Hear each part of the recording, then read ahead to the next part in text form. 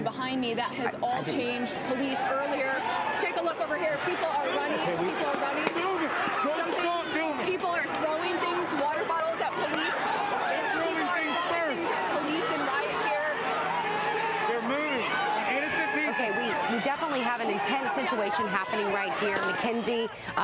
Of course, we want you to back away. Yeah, Mackenzie, go somewhere and get safe. We want to make sure you're in a safe area. We don't know exactly what's happening, but we did see a large group start to disperse. A very tough story, Bill. And this fire is still under investigation most of the morning and into the afternoon. You have fire investigators really paying very close attention to the front portion of this home, trying to determine exactly how this fire started and paying close attention and watching as all of this happened, the family of the victims as they are heartbroken.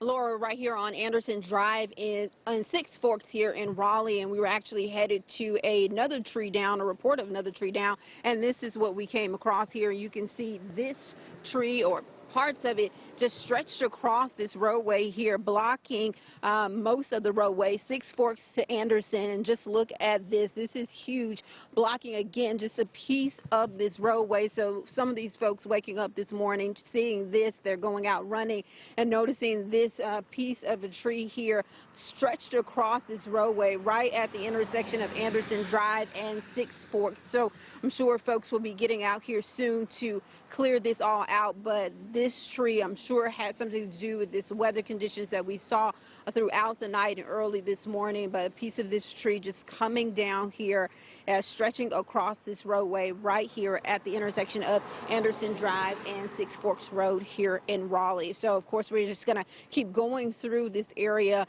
and letting you guys know exactly what we're seeing out here. Laura and Bill.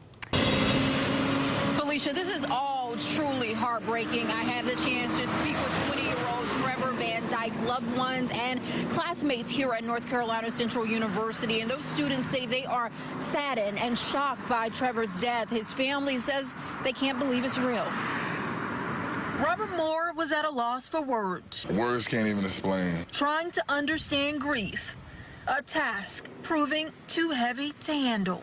Being that young, losing your life at an early age like that is a whole lot. His young cousin, Trevor Van Dyke, was shot and killed Monday night in Durham. Trevor was a first-year student at North Carolina Central University and was on the football team. He loved sports. He loved his family. He just loved to be with sports. That's all I know he ever did was just sports. He wasn't no negative person. He ain't had a lot of friends. He didn't hang around a lot of people. But when I got the call this morning, it shocked me to even know that he's dead. North Carolina Central University's chancellor released a statement following Trevor's death that said the university is sending its sympathies to his mother. They also asked the community to keep Trevor's family and classmates in their prayers. It's sad. Durham police were called to Industry Lane Monday night around 9:30. Trevor had been shot.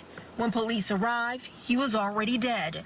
Police worked through the night and into the morning trying to piece together the circumstances surrounding his death. But his family says no answer will ease the pain they have right now. It's a whole lot on my family right now. We just had another death going on with another one of my little cousins. Same issue. I just miss my little cousin.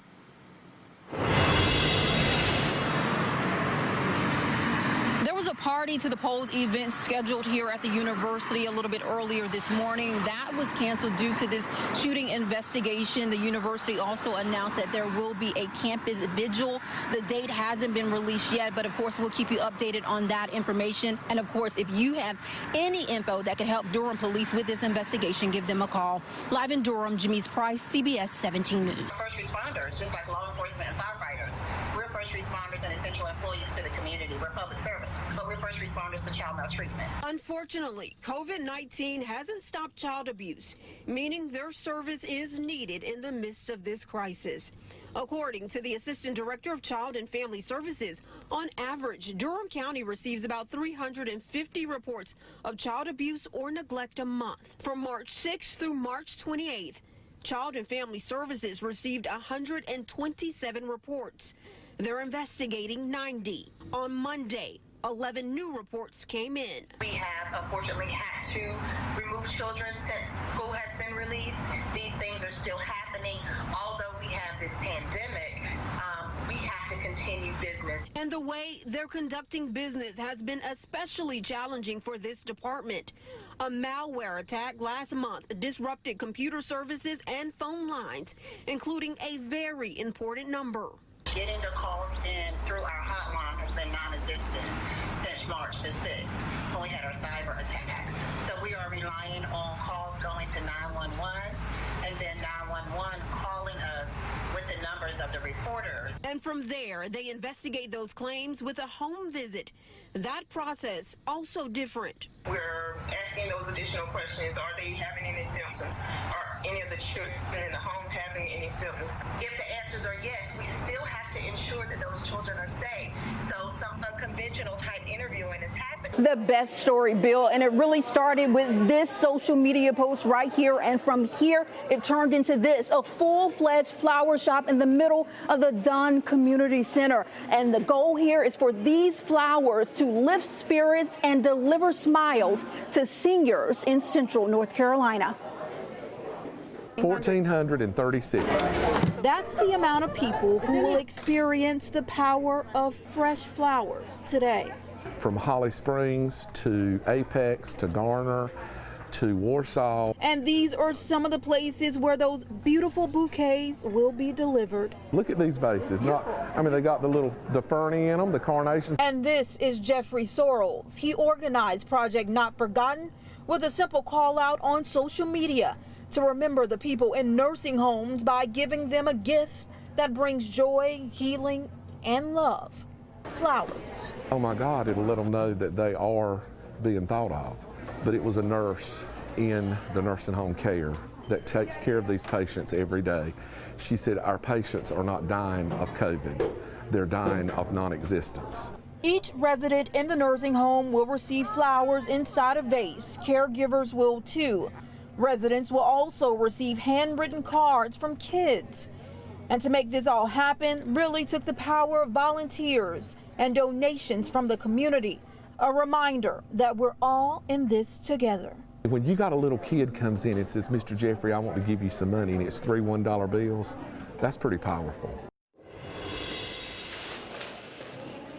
Organizers say they hope to do this all again in 2 weeks. Also, I want to point out that this is all a contactless delivery. Drivers are dropping off those flowers right at the front door of those nursing homes, and folks who work in the nursing home, they will pick those flowers up and then deliver them each to the residents inside that nursing home.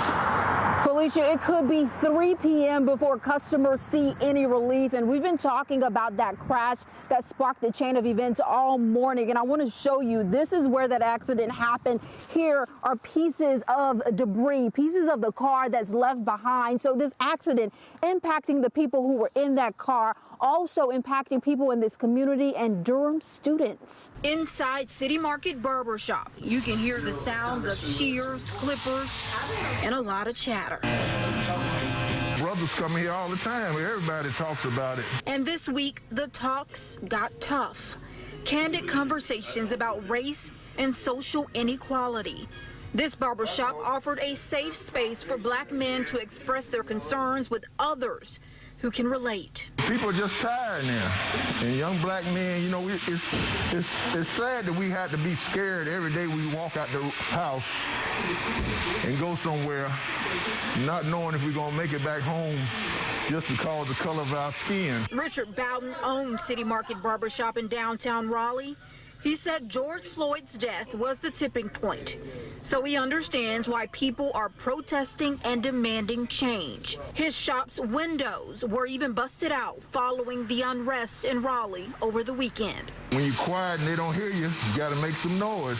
For us to have our windows broken out and all this stuff that happened, it's almost like we taking one for the team. Laura, right here on Anderson Drive in Six Forks here in Raleigh, and we were actually headed to another tree down, a report of another tree down, and this is what we came across here. You can see this tree or parts of it just stretched across this roadway here, blocking most of the roadway, 6 Forks to Anderson. Just look at this. This is huge, blocking again just a piece of this roadway. So some of these folks waking up this morning, seeing this, they're going out running and noticing this piece of a tree here stretched across this roadway right at the intersection of Anderson Drive and 6 Forks. So I'm sure folks will be getting out here soon to clear this all out, but this tree I'm sure had something to do with this weather conditions that we saw throughout the night and early this morning. But a piece of this tree just coming down here, stretching across this roadway right here at the intersection of Anderson Drive and 6 Forks Road here in Raleigh. So of course we're just going to keep going through this area and letting you guys know exactly what we're seeing out here. Laura and Bill.